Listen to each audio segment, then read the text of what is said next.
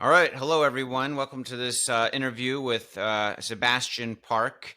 I've heard him on a couple of other podcasts recently and thought, given our interest in e gaming and Roblox in particular, that he just seemed very knowledgeable in this space and has a lot of experience in it as a venture partner at Bitcraft right now, or Bitcraft Ventures right now. And he's done a lot in e-gaming. And yeah, Sebastian, welcome to the show, and tell us a little bit about your background and your expertise on how you came into where you are now with having an expertise in kind of e-gaming and such. Well, hey, Emmett, thanks for having me. Like you said, my name's Sebastian. I've been in esports and gaming for the last 10 years. I started off as part of a Y Combinator company back in 2012 that made iOS games work on Android. So, you've ever played games like Dots, World of Goose, Sword and Sorcery? Those are games back when making games work on different platforms like that was actually a problem. It's less of a technological problem these days, but it was definitely a problem a decade ago now. I Yeah. was fortunate enough from there to get into esports. So I ran a couple of esports teams. Was very lucky to be one of the first North American esports executives. Was a VP of esports for the Houston Rockets, where we ran a couple teams, inclusive of a team called Clutch Gaming in League of Legends, LCS. We were happy and somewhat sad, of course, to sell that team to the 76ers back in 2019. And in Wow. 2020, became a venture partner at Bitcraft, focused specifically on user generated gaming, stuff involved in Roblox, Fortnite Creative, Minecraft, GTA Online, and whatnot. Uh, some Web3 stuff, as well as esports continuously. In 2021, so about 18 months ago, my co-founder Tal Shahar and I created a company called Infinite Canvas, where we are effectively a publisher of games on user generated gaming ecosystems. And so that Hmm. certainly has lent itself to having a little bit more knowledge about the space than I think a typical person who's not working in it 24/7, Yes. 365 looks like. Yeah. No, thanks for that background. And so e-gaming is like this broad term. It's been around, and I guess like in other parts of the world, like in Asia, it's like huge. It's like really big. And here in the US, do you see it like growing to be as big as it is in Asia, or where do you see like the difference in the demographics or geographies of e-gaming in general, if you don't mind me Yeah, I asking? mean, the first thing I should emphasize is that uh, the vocabulary around the term e-gaming and esports is super interesting in that Yeah. historically e-gaming was inclusive of esports and we just called it that, but then with the proliferation of just like online gambling, there seems to Yeah. be a split now where like online gambling's now e-gaming. They put esports for everything else, and Mm. let me tell you, we could talk about online gambling, but that's definitely going to catch on, and it has already in the states. In terms of esports in particular, certainly it's a generational thing, and certainly it's a timing thing. It's been growing tremendously over the last 10 years. Certainly, you know, went from really random houses in Henderson, Las Vegas, with people with a few video cameras, the growth of Twitch, the growth of just some of these franchise leagues in general, Fortnite as well. Today, it is at this point a pretty stable state in the states. Like there's a lot of enjoyment and consumption in the younger millennial and Gen Z ecosystem. The question I think is, does this persist and grow over the next 5, 10 years? I tend to think so. Certainly, there are examples in sports and in gaming where it goes one of two ways, right? There's you Mm. have mass adoption, a la what you're hoping to see and starting to see really with soccer in the states, and then you have what I would consider more like stable state continuums, such as snowboarding, skateboarding. There was a time period of time where everyone thought that skateboarding would be the biggest thing since football, American football, that is, and Yeah, I certainly remember. that's teetered out towards the last 10 years in terms of their growth. And so we're probably at an inflection point right now for esports in the states. Abroad, especially in Asia and in parts of Europe, it already inflected up, and so there Mm. it's already part of the core zeitgeist and continues to Mm. grow tremendously there. We're going to see if we move in that direction in the states in the next 2 to 5 years. Great, great. And this, speaking of words and semantics, another term I think thrown around most notoriously as of the last year or two is the term metaverse, and I think that's the term a lot of like older people or older financial people are starting to use just to describe what they don't really understand about the evolution of esports, e-gaming, which I don't even fully understand. But there's this guy Matthew Ball who talks about that term a lot. He's kind of a leading thought thought leader on this stuff too, and you've probably heard of him. But the term metaverse, it's sort of controversial in some ways, I guess. It means certain, like Facebook even changed their name to like metaverse or something. I don't know. So Meta, it's like yeah, the everyone's trying to sticker, yeah. claim like I'm the next metaverse, or I'm the like. To you, what do you make of that? What do you make of the word metaverse, or what do you think it doesn't mean or does mean? I don't know. What's your thoughts on that? Just if you don't mind me Yeah, asking. one of my favorite things is speculative fiction, and so I was a huge fan of Snow Crash by Neil Stevenson. Although I actually candidly prefer Diamond Age a little bit better from his repertoire. What's interesting about the term is that you're right; it means different things to different people. I find that to be both amusing as well as problematic. I think when it's problematic in that there are some people in the space who are using it so broadly that effectively they're using it as a catch-all to define or justify any action. Right? If you define something sufficiently vaguely, you can say, "Hey, this thing is growing." Uh, I tend to think of metaverse as more towards the Berkman Center of Internet Society at Harvard's view of digital natives, people who've grown up with there not being a pre-internet or non-technological ecosystem. I have some younger cousins and nephews who they understand their way around an iPad better than anyone I know. It's crazy because they grew up with it and they're growing up with it. They're native to the idea. And so what we've seen among digital natives is the idea that digital assets, for example, digital memorabilia, is just as valuable to them as a signed John Elway football, right? And so that I think is my definition of metaverse, where it's like, hey, as people start to value digital presence and digital goods at the same level as they do physical presence and physical goods, how does that change the world consumption behavior, worldviews and whatnot? To that extent, metaverse is an interesting term because some people have this like very Hollywood driven Ready Player One view of the world where everything is high fidelity and awesome. But in reality, it's almost certainly the case, at least under my definition, that it would include Usenets from like 40 years ago, right? It would include anyone who is building communities and friendships and consuming habits in a digital medium. And so we certainly had a lot more of that accelerating the last couple of years during the COVID pandemic. And that is my personal definition. But certainly, it is one of the first conversations I have with most people is to sit down and be like, okay, so when you say metaverse, what do you mean? And then go from there. Yeah, I think it's interesting too because a lot of the different technology platforms out there kind of think that their vision of the reality is going to be like the one kind of platform to rule them all. And so you've got like, the Facebook or now Metas of the world, kind of Web 2. They think that they're just going to kind of transition and take the lion's share of that market going forward. Then you've got, some more recent digital natives in like the crypto space that kind of think that you need the security associated with a blockchain in order to really have the metaverse. And you've got these digital land plot sales that have occurred with varying degrees of success. And then you've got, platforms like Roblox and Minecraft and some of these other kind of gaming endeavors that are, establishing their own kind of, view of how the metaverse is going to pan out. I'm curious. You seem to be somewhat platform agnostic. At least that's my read from your business. How do you think? Do you think that there's one technology that will ultimately win out, or are you just kind of along for the ride and see how the space evolves? Far more the latter. I have absolutely no idea, nor do I think anyone can profess as to who's going to win out in this thing. One of my favorite things in terms of predicting the future I've talked to folks about is if you were to just take a 2-year view, like not even a 3-year view, but like a 2-year view of where we were in July of 2020, we had no idea where the world was heading at that point. Especially, the Dow Jones was down 20%. It was starting to maybe recover. We were looking at a lot of these up and down bits around could people touch fruit? Do we need to dishwash our fruit in order to eat them to avoid COVID? 3 years ago, we had no idea there'd be a lockdown. 5 years ago, or my favorite one in the gaming side is like 5-6 years ago, people thought Overwatch League was going to be the next big hurrah in gaming, and it turned out to be Fortnite, a game that hadn't even launched at that point.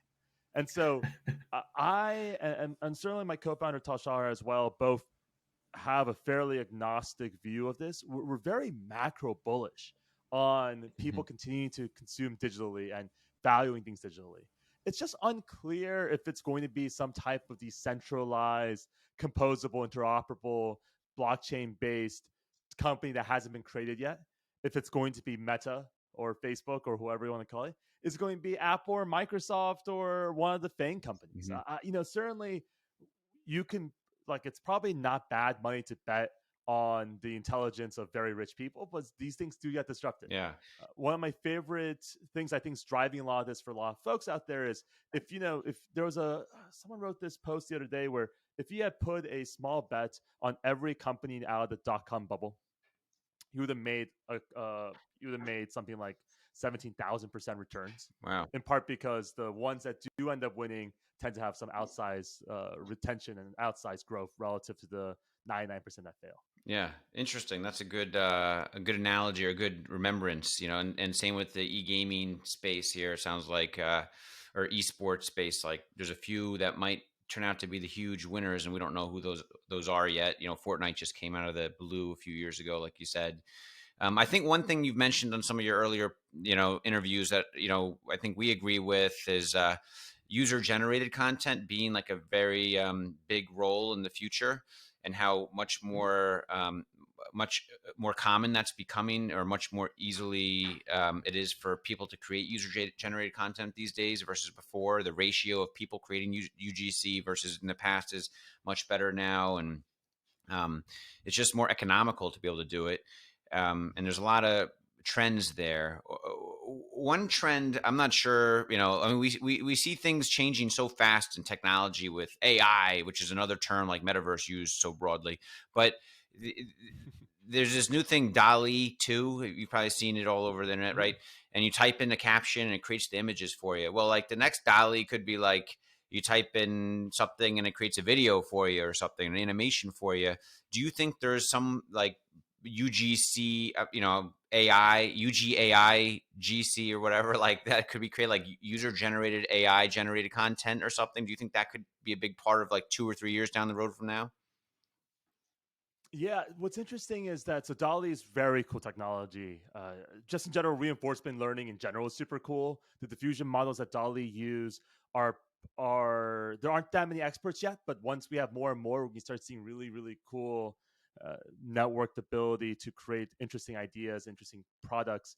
What's interesting overall about user generated is where the cost structure comes into play, right? I think one of the coolest parts about the current world is that a lot of these creatives have low costs for themselves, so they're making this out of the joy of their own heart or out of something that they want to pursue. We certainly will see more generative art, and we'll certainly see more generative content over the next few years. And what's really interesting is as to whether or not that's replacing, which I think some people believe that will replace a lot of the content that's being created right now. But typically speaking, with a lot of these technologies, until we get to some type of generalized AI, it's less replacing and more augmenting. It's more of a tool that allows people to generate more things faster and faster. We've seen this already in some of the art forms where people are using tools in order to like write faster and come up with new ideas. But the core writing of it's still being done by humans, at least at this point. There are some scholars, and I'm by no means an expert in this. There's some scholars who believe that content creation is one of the few parts of the world that won't be touched by the next generation of AI. That's actually particularly interesting, in part because, at least of right now, because we don't have generalized AI, they tend to pull from pattern matching of things we've seen before, as opposed to necessarily derivations of things that we are changing from before. And so, in theory, that should protect the creator class, the creator middle class, for at least a little bit. It's unclear if it's for long term, but certainly in the meantime, it's going to be a really cool tool. I have a lot of fun with GPT-3. Had a lot of fun with GPT-2, especially when it comes to writing. And you just toss a bunch of ideas in there and it spits out 95% nonsense, but the 5% inspiration is going to be really cool to go then run off with. So I'm kind of curious. You said a bit earlier that you're very macro bullish on the space. And I think we're certainly of the same mind when it comes to that.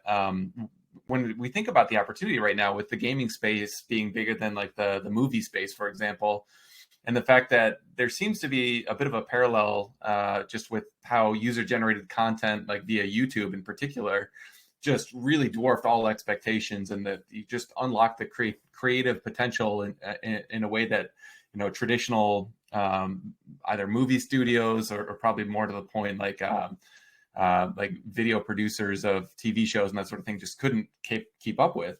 To me, it just unlocked this huge amount of potential, and I think we're just now in like the first inning of that starting to happen in the gaming space, which, as we said, is already a bigger market than the movie space. So I'm curious, how do you see this kind of unfolding over time? Is there potential that one or two or more of these platforms will be, like the future YouTubes of the world and just be these kind of like juggernauts? We're particularly bullish on Roblox for, what they're doing around kind of maintaining their ecosystem and really encouraging developers to just really go wild. But I'm curious, how do you think about the size of the opportunity as you're an investor and you're looking at the macro picture? Yeah, I mean, I think user-generated gaming in particular is going to be one of the largest like verticals we can see over the next few years here. What's interesting is that a lot of folks can both have the hindsight of seeing what happened to YouTube, and then also lack the ability to try to be a little bit imaginative as to like where this technology can improve to. Certainly right now, it's very hard to make games unless you have a computer science background, or unless you have like, especially when you talk about 3D rendering, you sort of need a few degrees in order to get pretty good at that kind of thing. But what people also fail to remember is that was definitely the case for YouTube, and that was definitely the case for video 10 years ago. My brother is a cinematographer, and he went to Cal, and he has his degrees, and he has experience and done all that. And if you look at some of the early people on YouTube, there were also people coming out of USC Film School, right? There are folks who were taking their craft, specializing VFX, and making really cool content in a different form and style. When it comes to gaming in particular, as of right now, I think the criticism and I think the barriers are real. It's hard unless you understand some computer science to make particularly complex games. It's really hard unless you have expertise in 3D modeling to make 3D models that like will look seamless or anything relative fidelity. Now, that's quickly changing. And I think that's something that we're seeing really fast. Our expectations are going to change even faster this time around. Roblox is a really robust platform because it has three things working for it right now. One, it has its own scripting language, which allows people who have an engineering background to express themselves more, but doesn't gate people who don't in order to make their own thing. So this no-code environment. The second bit is that people have pre-built assets inside of Roblox that work pretty well. And so you see these like base ideas of drag and drop map editing. At the same time, you can import from Blender. Blender is probably far the market leader at this point, especially on Roblox. It's certainly overtaking Max 3D or 3ds. It is an interesting program, but if you have high fidelity groups, like, we have people on our team who've been using Blender for a decade, right? You can make higher and higher. What is Blender? Step back real quick. What is Blender exactly? Is it like a computer programming language or something? Yeah, sure. So it's a program. It is a free and open source 3D graphics tool that allows you to make 3D printed models, motion graphics, interactive apps, etc. It's been around for about, I won't say 30 years, but it really took off as a robust tool that's particularly free and easy to consume. I actually think Blender is one of the least talked about, most important tools on the modern internet right now, especially with 3D modeling. It is the go-to tool outside of Max 3ds to make 3D models digitally. Autodesk 3ds Max, great tool, also been around for 30 years. Costs like 30 grand for what it's worth. So this is your Silicon Graphics International or Silicon Digital type of hardware tooling, whereas Blender is free. And so especially when you work with teams in places like South Asia, they're very good at Blender, but they don't have as much experience with 3ds Max. Whereas, generally speaking, if you run to people from Parsons or FIDM or some of the top design schools like RISD in the US, they'll have more experience with 3ds Max. So, Sebastian, one of the things that you mentioned earlier was the company that you founded 10 years ago was to kind of give a tool to developers who wanted to develop on iOS, but then also to be able to transport that same game onto Android. So, that was a significant barrier a decade ago. And it seems like in the time that's intervened, there's been more and more kind of tools in the game developers tool set or toolkit to just make the barriers to entry lower and make the game quality higher. So as that trend continues, do you just see more and more user generated content coming online? And kind of one of the terms I've heard you use, which was really interesting, I hadn't thought about it this way, was the ratio of content creators to game game players kind of increasing over time. One, just for quick clarification, I was merely a humble technical product manager back 10 years ago in that class, but no, I think the ratio is definitely correct, right? The ratio is the most interesting thing about it, which is the ratio of creator to consumer. And I think this is something that's changed over time. 10 years ago, or even 20 years ago, 30 years ago, you can look at this in terms of the data around what people consider to be the most ideal job that they want. They were typically jobs like being an astronaut, or it was going to work in finance. It was doing these things that had set paths where you're a part of a larger entity, be it the government or be it an existing company, that will allow you to then express yourself inside the confines of a path that's been laid out. That's not the case anymore, especially among this Gen Z. And I'd imagine, I think the next generation is going to call it Gen Alpha cohort. They clearly have different priorities when it comes to the type of roles that they're looking for in their lives. And so that, I think, is just super cool. Like, I think that's just unequivocally a cool thing that we're very happy to see. That ratio is also starting to show up in places as tooling gets better. People now, I remember trying to record video footage 15 years ago, pre-iPhone, effectively. And it was an arduous task. You had to take a class, you had to learn, you had to understand the tooling, the rule of threes, you had to understand lighting and composition. There's just buttons and filters for that now on an iPhone. And that'll solve for like 90% of the problems. Flip side is what we've discussed in terms of gaming. Gaming is getting easier to make games. And so what's really cool is that's not only helping people who are existing game developers make games quicker and faster and more iteratively, it also opens up the world for more people outside your usual confines to make a game. I had a very fun conversation the other day with one of the interns at Bitcraft, and her point was that if you only back people in gaming with 25 years plus of experience, that is a very specific kind of person who was making games back in the mid 1990s, right? There are so many more people who are into gaming now. There's so many more people who can make games. And by democratizing the tools, we reduce the amount of burden it takes in order to get to that creation point, which is going to be really awesome. Yeah, it's great. I mean, speaking of Roblox, I mean, they just have this tremendous we call it like a flywheel that's just like gone beyond the critical mass to just extend. And I can't think of another platform that has hundreds of thousands of developers already actively working to make UGC that are incentivized by, millions of daily active users, more and more coming on every quarter globally to consume that UGC, which further incentivize more developers. It's just like a flywheel that's continuous. And, Roblox has achieved this kind of, to us, it feels like they've achieved this like takeoff speed that just can't be stopped. I don't know who, like Fortnite and their Unreal Engine is like incredible, and their technology, but they don't have the same kind of flywheel, is my understanding. Who do you see as the next platform close to like there's the iPhone App Store, obviously. Like I think of Roblox as like the iPhone App Store, but for UGC gaming or online experiences. Do you see anyone else out there with sort of like a platform similar to Roblox, or capable of catching up to Roblox? The two front runners in my mind are Microsoft with Minecraft and our friends over at Epic with Fortnite. I think both are great. What really makes those flywheels is number of users. Right, I think that's one of the funniest things that that people often forget is that you can't have a creator ecosystem without people.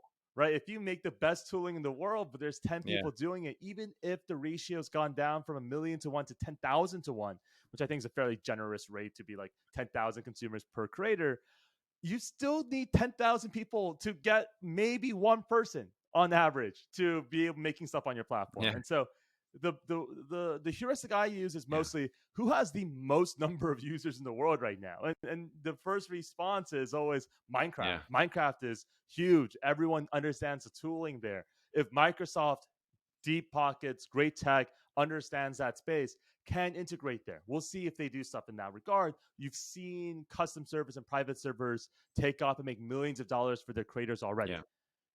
Second part is Fortnite. Fortnite has been very public about their desire to create better low code, no code tooling inside of Fortnite in order to make Fortnite creative more ubiquitous and better consumed. But even right now, so many people, tens of millions of people play Fortnite. Hundreds of millions of people have consumed it. If your ratio is 10,000 to 1, you now have what, 1,000,000 people? Sorry, not 1,000,000, 1,000 people who are making stuff right now. That's great. Like it's that I think Yeah. is that Yeah. I think is the biggest delta required. Facebook has a shot as well, in part because effectively, in theory, they have lots of users. Although it is still unclear to me if Mhm. those users aren't actually just segmented into Instagram or segmented into WhatsApp. It's unclear like where their users actually are from my vantage point. Yeah. Yeah.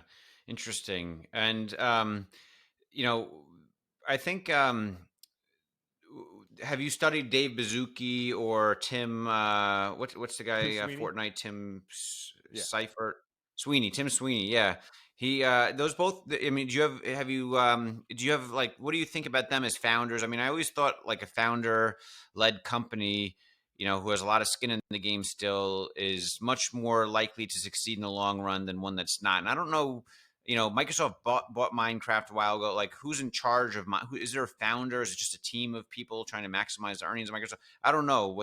Would you know who's like leading the Minecraft charge by any chance, or what do you think about the founders of Roblox and Yeah, yeah. and I mean, Fortnite? Do so you have any thoughts on them? couple quick things. It's really cool to know and to see what the respective CEOs of Roblox and Epic are doing. They're both engineers. They both understand what they're building. That's going to be really cool. Certainly, the bias towards founder CEOs being particularly valuable is the ability to be a little bit more risk averse in terms, or rather risk seeking. They understand that it's once you're Yes. given something, you sort of want to keep it from dying. If it's yours, you sort of have fewer qualms about killing it. So I think that's certainly a value there. Microsoft, in terms of who's running Mojang Studios, which is the developer of Minecraft, it's a little bit opaque to me at this point. Certainly, you have a bunch of folks at Microsoft who are on that team who are doing a lot of interesting work there. But right, like the Notch, Marcus Pearson, the founder and creator of Minecraft, he's out and about now. He hasn't been with Microsoft for a while now. What we have seen though is that Microsoft become incredibly aggressive, incredibly smart around their gaming strategies over the past 3-4 years, and I think certainly that's been really cool.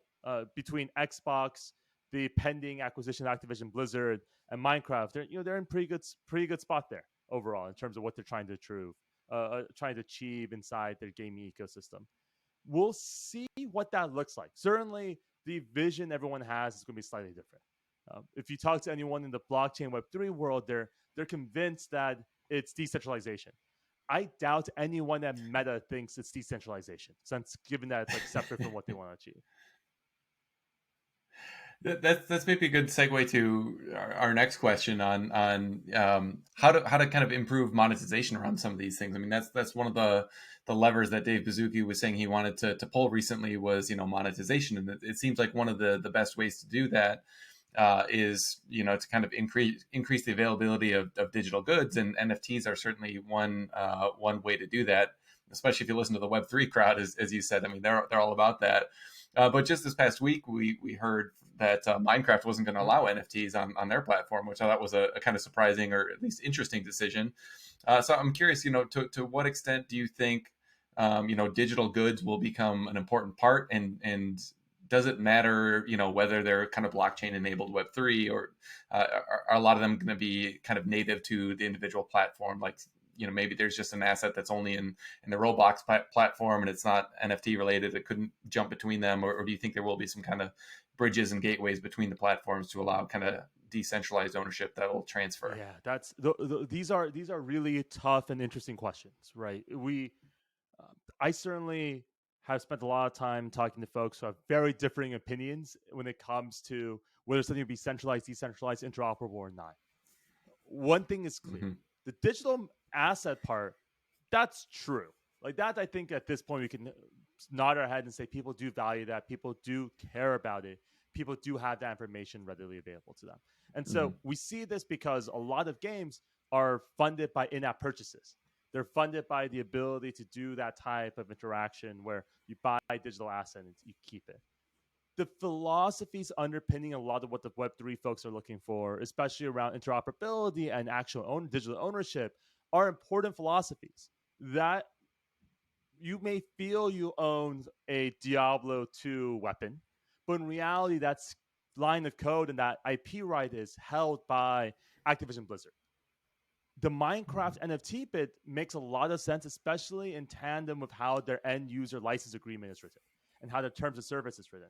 It was clear from pretty early on that the NFT implementation there, and it gets a little bit more hindsight bias to say this because there's no way to prove necessarily when this comes out, but certainly early on, it was the case that it was almost certainly a violation of their end user license agreements because it already cites most servers, like most private servers that don't do blockchain and have versions of gated content, is against their end user license Mm-hmm. agreement. And so knowing that, this seemed like a much more interesting response, and we'll see if they start cracking down on other Minecraft servers that do a lot of this gating in order for exclusivity and item access. We'll see what happens there. In terms of the original question around monetization, the most important thing there is one, sales, right? Like how many things can we Yeah. sell? How can we sell them? What's our cut? What's the take? What's our ability to advertise?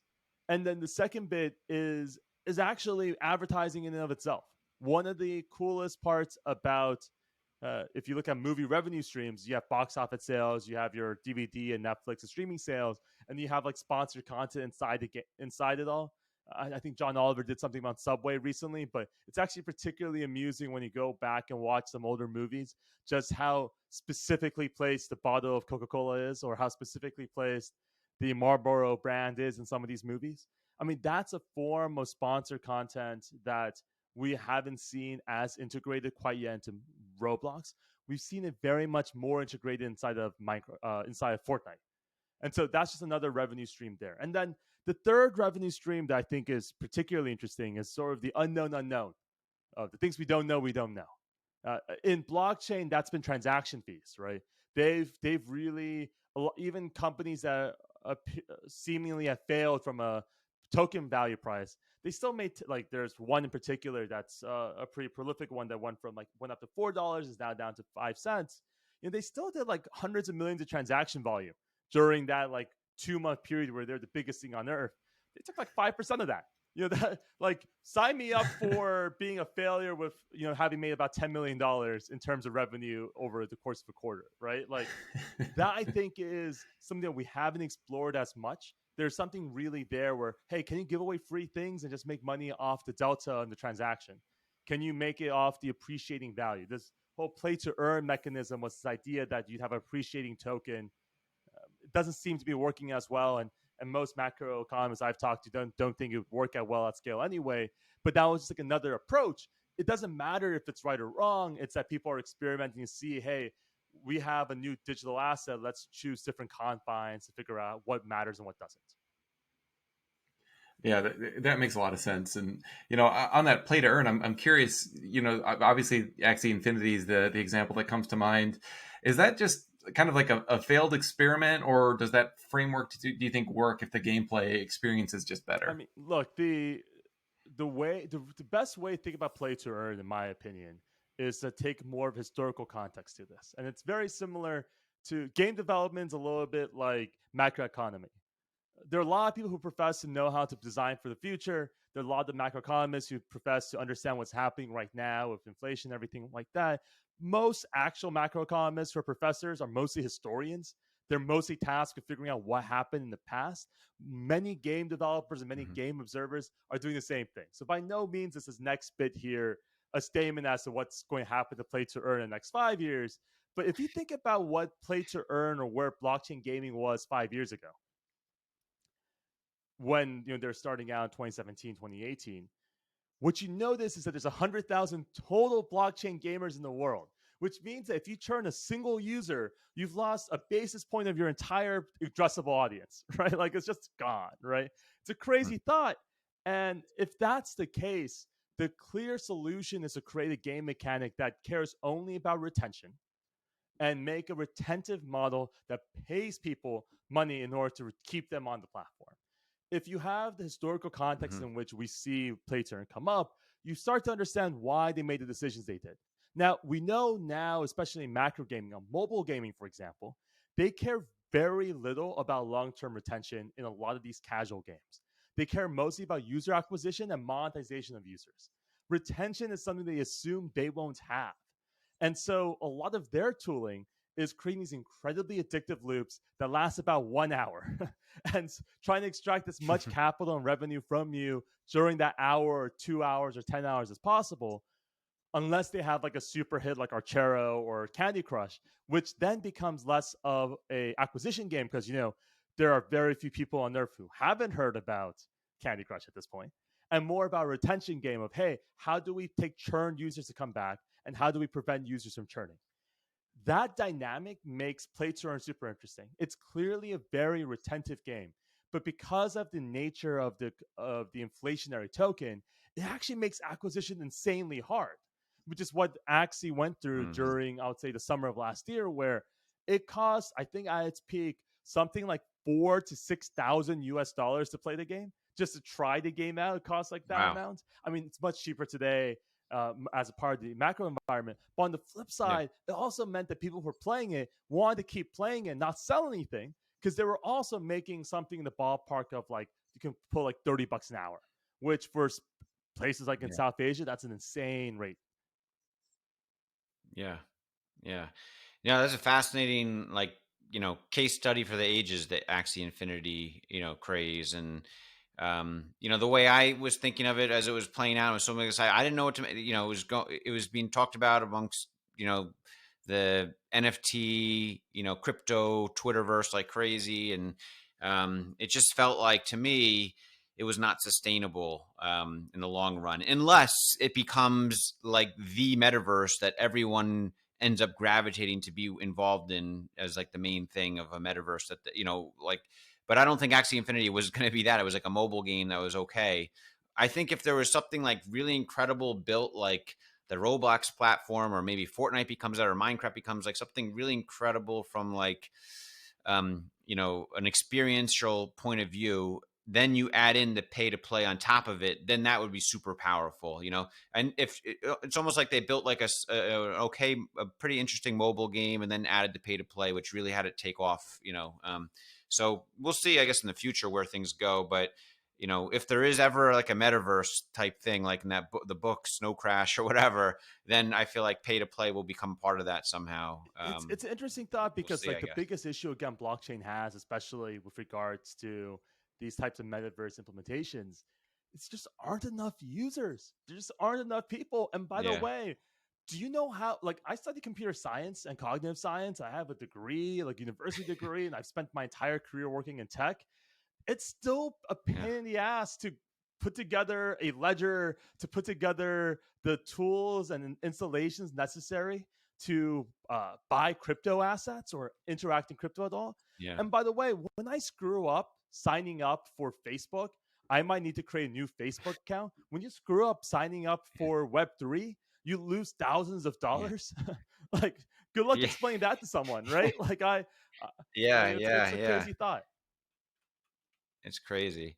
Um, Given your like currently your current work, as I understand it, is sort of like you search for UGC developers, game developers, budding game developers. Is that right? You sort of search them out and help them publish their games to get more of a platform for their game, help fund them, or help grow their game. Is that sort of what you do, kind of in your normal one of your roles right Yeah, now? so Infinite Canvas as a publisher mostly spends its time. We find, identify, and help developers make their games effectively better, but really publish Hmm. across different platforms as well as grow the games. And so the way we describe Hmm. it is if you were a game publisher in the 1990s, Hmm. you had to lock down the shelf space, like the best 4 foot to 5 foot edge shelf space at Best Buy and Toys R Us. Like that was how you were Yeah. a publisher back in the 90s. In the 2000s and Hmm. 2010s, you had a lot of people doing a lot more on the app stores, a lot of performance marketing, a lot of growth marketing, etc. Our belief, especially as we do more user generated gaming, as we enter this next age of gaming, uh, the creation is not the hard part.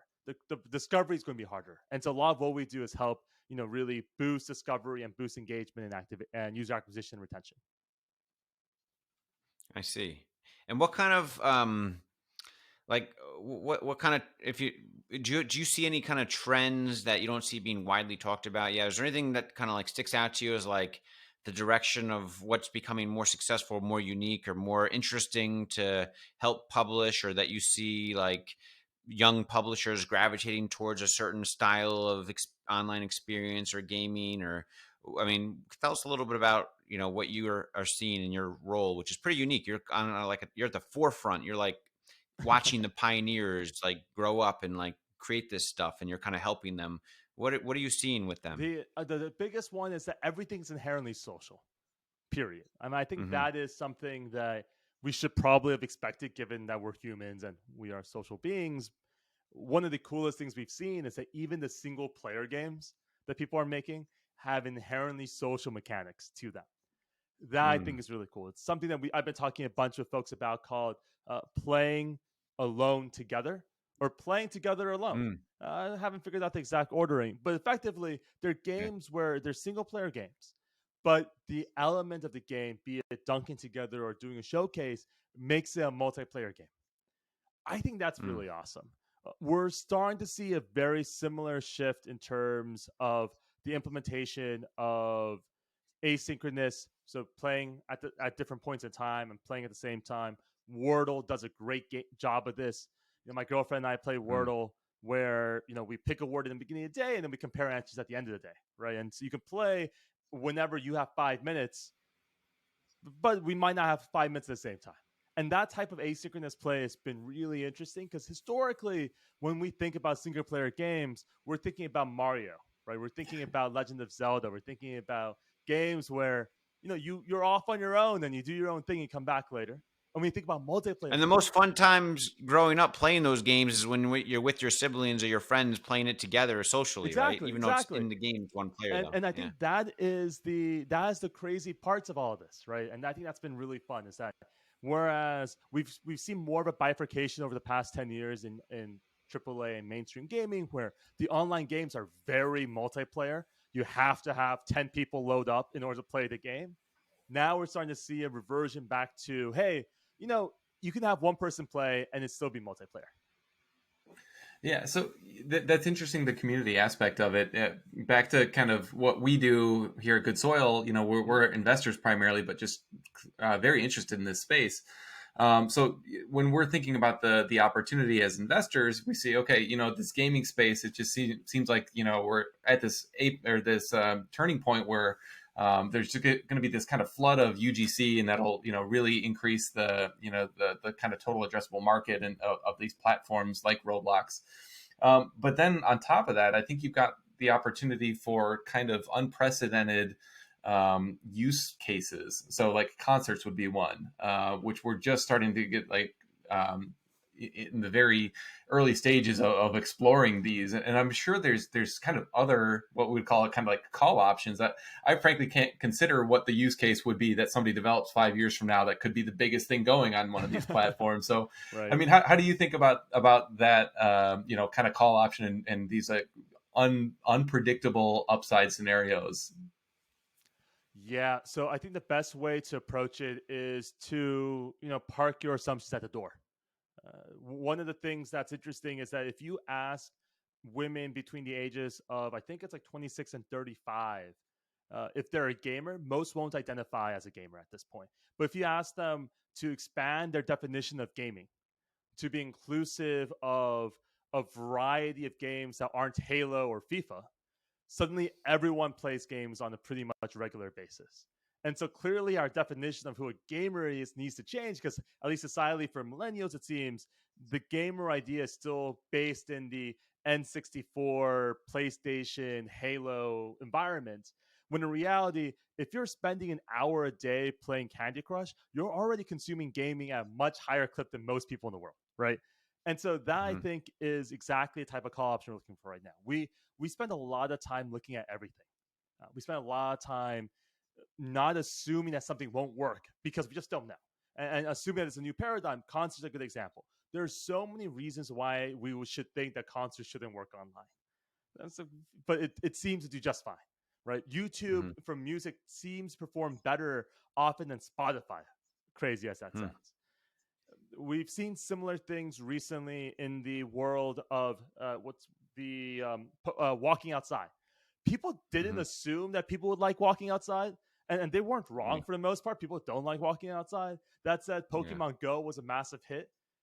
Despite that, like, people were walking outside and people were doing a lot of interesting things. And so if you were closed off to that possibility, you wouldn't have seen it. And so on the user-generated side, we look at a lot of things. We're very data-driven as a result.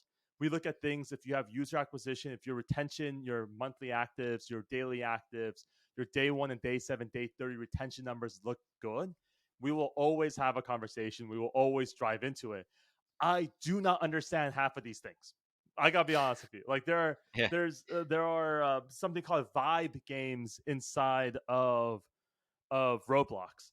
Vibe, by the way, is not a term I had heard until about 3 years ago, and now I hear it all the time living in New York City. All these people tell me it's a vibe, and I realize I'm getting older because I don't understand what that means necessarily.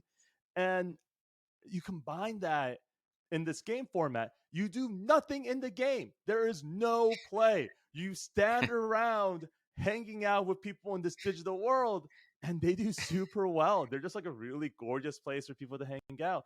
I don't understand it. It is not core to my game experience personally, but certainly if we were to have turned a blind eye as a function of being like, hey, this doesn't mesh with my definition of gaming, therefore I'm not going to look at it, we would have missed. These games, by the way, make like hundreds of thousands of dollars, right? Like there are people sitting around. There was one game where you had to pay 30 Robux to sit down. And so people were, there was just like a giant table and people were paying 30 Robux to sit down. Right? That's the table. Yeah. At the table. They have a seat at the table. And it seems ridiculous. It seems nothing like any type of game that I've seen in the past. But that is something that you can gain exposure to in part because you have an open mind and you use data to guide where you're going. Yeah, and I've noticed with my kids especially is like they spend the Roblox currency differently. It's not like this way that we spend money in everyday living. Just like, when you had to use your cash to buy something, then suddenly credit cards came out and everyone could like use their credit cards and people felt like less defensive about buying stuff because they're using this piece of plastic, right? It was still money, but it wasn't treated the same way. I feel like it's like another level up with Robux, for example. They're converting their real cash money, like their allowance sometimes, or what they get gift cards, into this Robux currency. But then they use that currency in a much more carefree type of way that it's like, like buying a seat at the table, like for nothing, but like, and they're done with it in a minute later, but they're fine. They don't feel guilty about losing that 20 Robux or whatever, It's like, it's a bizarre change of mentality in the currency use or the economy of this virtual world too. It's very interesting. I've been working on how to better explain this to folks generally, and I think my favorite example thus far is Amazon. Emin, you and I probably both remember Matt as well. Like this trust of Amazon, this trust of online shopping, as recently as probably like 15 years ago, actually. Yeah. I remember being like, hey, how can I trust that this thing is going to show up at my door? Let's go drive. I grew up in Los Angeles. So it was like, hey, let's go drive 25 minutes to Costco, park in the heat, run inside, look for this pick it up and wait in line for 30 minutes, put it in the car, drive back, because that's a safer alternative than trusting this online web store that may or may not send things to you. Whereas Yeah. today, we have none of those qualms, none whatsoever. And I think Yeah. that is a type of societal change that we're starting to see in the digital aspects as well, where people are just absorbing and feeling things in a different way. Great. No, it's a great example, great analogy. So we're sort of at the end of our time here, Sebastian. Tell us a little bit about the charity. We all of our guests, we asked them to pick a charity, and we donate 5,000 from our foundation to the charity of the choice of the guest. Which charity did you pick, and why? Yeah, so I'm from Los Angeles. The charity, although I live in New York City now, the charity I picked was Hunger Action Los Angeles. I'm a huge fan of what you guys are doing in terms of this idea and just giving a platform for this. They're working on ending hunger and promoting healthy, more nutritious eating in and around Los Angeles. I think it's a great organization. I think they're doing a lot of work and actionable work. One of the things that I care a lot about, and especially when it comes to nonprofits, is just, hey, like, can you sort of see what's happening? And they're, especially during COVID, when they're going around giving lunch to students, giving food to people who needed it, like, that's a pretty actionable thing. And so super excited, and want to thank you guys for supporting them, because they're an absolutely great organization now in Los Angeles. Great. No, we will make that donation, and I think it's a great cause. You giving food and nutrition to those in need is, one of the greatest ways to, I think, alleviate suffering in general. So, yeah, no, thanks for picking that charity out, and we'll make that donation. Yeah, we can live in the metaverse all you want, but we still need to eat. So, like, it doesn't matter what we do in the future. Like, we gotta solve hunger somehow. Virtual food doesn't cut it. Yeah. It does not. Virtual money might, but not virtual food. Yeah. So exactly. Yeah. All right. Well, Sebastian, thank you for your time, and we appreciate chatting with you. And maybe in a year or two, we'll have you on again if you're open to it, and have a whole new repertoire of things to talk about that are coming out probably. Yeah, please and thank you. And if anyone has any questions or wants to reach out, you can find me the same way these guys did on Twitter at Seth Park. Great. We'll put that in the show notes as well, and we look forward to hearing more of what you say in future podcasts you do with other people too. Thanks. All right. Thanks so much, Sebastian. All right.